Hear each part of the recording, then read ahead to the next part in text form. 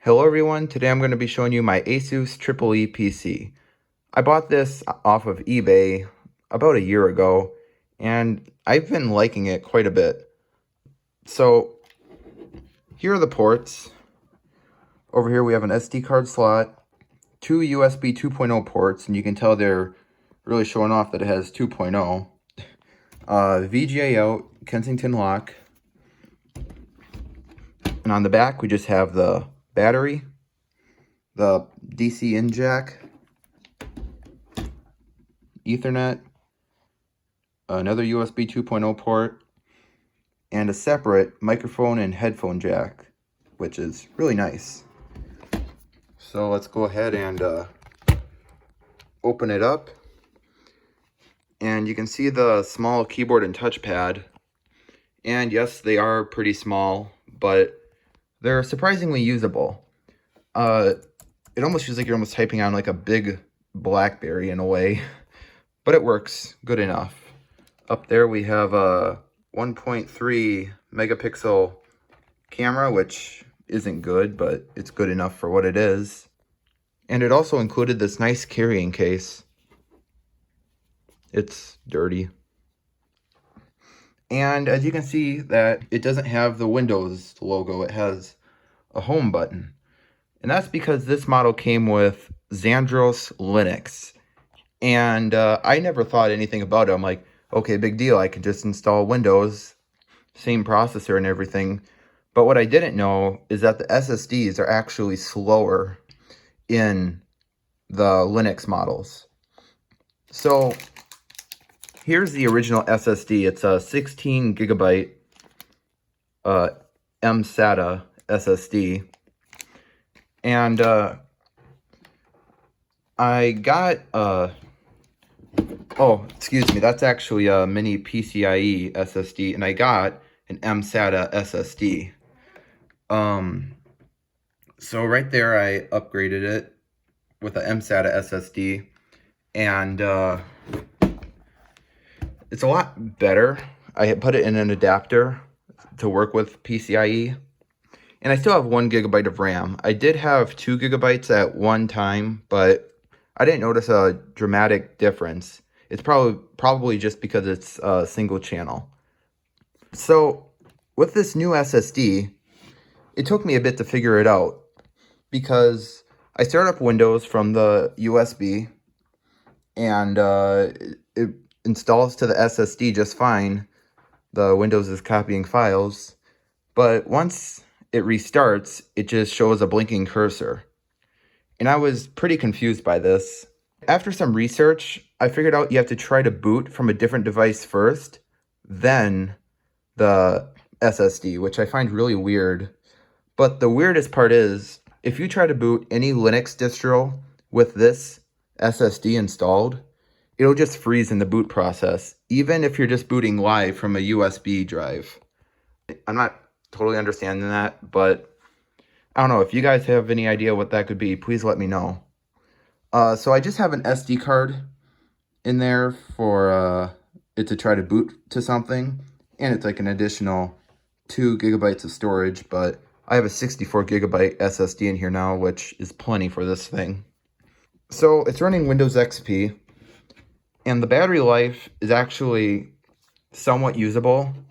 It's far from what it used to be, but you can actually use it for like an hour, maybe an hour and a half on a charge. But I'm just gonna plug this in, and then we can kind of take a look at what it's like using this thing. Okay, so here we are. I connected a mouse to make it a bit easier to record. So let's press the power button.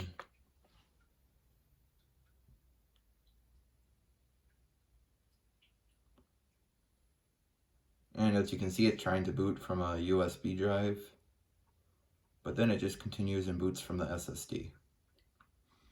And you'll see it boots up pretty fast.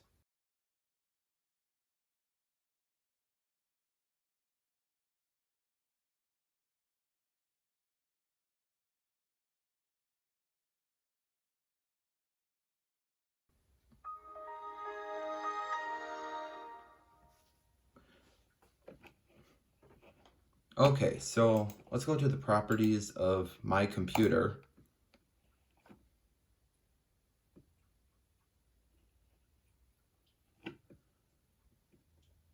Took a little bit there, but got Windows XP Service Pack 3 Professional. And this has an Intel Celeron M processor at 900 megahertz.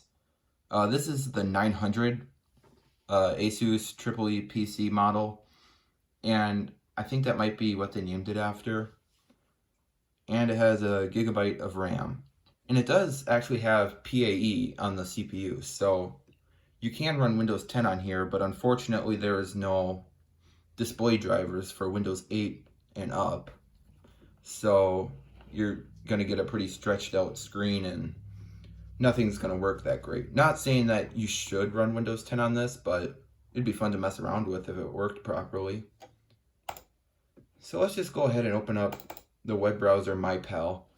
And I know people say you shouldn't be using Windows XP on the internet, which does make sense. But if you're careful and know what you're getting into on every website, I say you should probably be fine. Let's just go to, I don't know, some lightweight website, low-end Mac. And that loaded up pretty fast. So, I don't know, let's try something like Apple.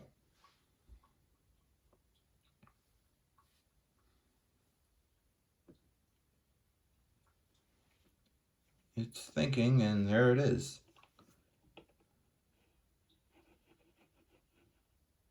The animation plays.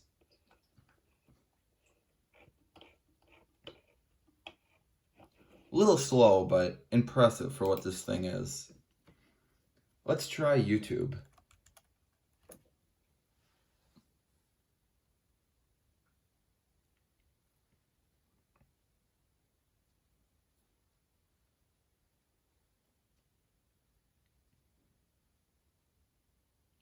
And we get this pop-up saying unresponsive script. And even if I click don't ask me again, this comes up, but let's just click continue.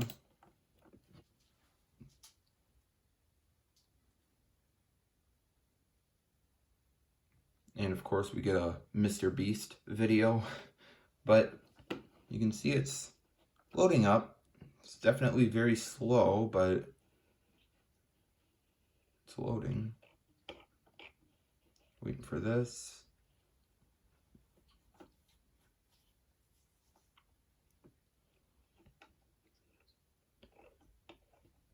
And if you're wondering if it will play a video, it can barely play it at 144p. So YouTube is kind of out of the question. You can browse around and see what's out there, but in terms of actually watching the video, I wouldn't recommend it with this. There we go.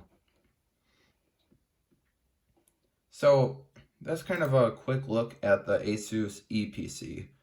I would recommend it if you're into late 90s games and you want to take it wherever you go, because this will definitely run most 90s games to my knowledge.